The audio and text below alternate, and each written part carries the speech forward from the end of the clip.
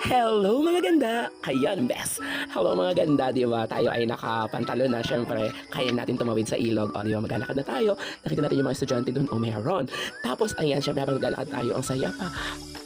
Pagmasdan ang mga puno at mga green lips. Ganon. Tapos ayan, tatawid na tayo sa ilog na hindi ako makaintindihan kasi gumagalaw talaga yung bato. Nako, Diyos ko ha, talaga akala ko, feeling ko malaglag na ako dyan. Alam mo, may kabang, may nervous. Wow!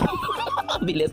May nervous ako ng bahagya dyan, grabe. Pero kinaya, di ba? Okay, nakatawid ako. Okay, may nasaunan ako mga tatlong pupils. Ayan, talaga naman. Siyempre, lakad-lakad lang kami. Alam mo naman sa bukid. Ganyan talaga, di ba? Okay, mga bata. Okay, umupo na. Vince, umupo na. Okay, ayan. Di ganong isang araw nag-review tayo ng exam, tama? Okay. Meron kayong nakitang cookies, anak? Nakakain na ba kayo ng cookies? Yung sino yung hindi pa? Ang daming hindi pa. Sino nakakain na? Okay. Ngayon, si Sir ay may dalang cookies. Tingnan niya. Di ba? May cookies. Mamaya, mag-e-exam tayo. Kailangan sa exam kayo ay makikinig. Makikinig ba kayo? Okay. Pag natapos yung exam natin at nakinig kayo, bibigyan kayo ni Sir ng... Oh my God! Masaya? Okay, sige. Mamaya. Yeah, mamaya pa. Ayan, mamaya. Bibigyan ko kayo ng cookies at umupo na kayo at tumahimik. Anak.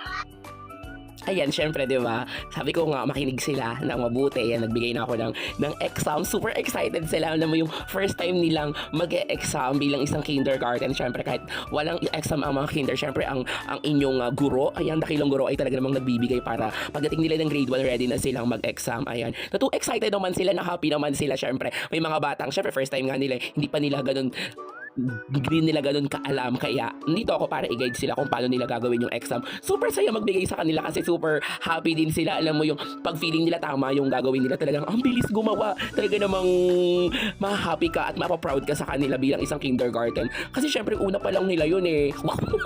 May pinaglalaban pala ang best nyo. Ayan, kaya naman na happy ako sa kindergarten. Syempre hindi lang yan maraming nangyari sa school, syempre meron ding pamawer kasi nga bukas magkakaroon ng intrams. Syempre kailangan malinis ang paligid. Syempre may pamawer ang school. Tapos syempre after that, uuwi na tayo, di ba? Ang sarap talagang lumakad pauwi kasi di ba makikita mo yung ganyang paligid. Nakakatanggal talaga siya ng pagod ng pagod. Di ba? Tingnan mo, what a beautiful nature. Tapos ayan, tatawid na naman tayo na nakakakabao, di ba?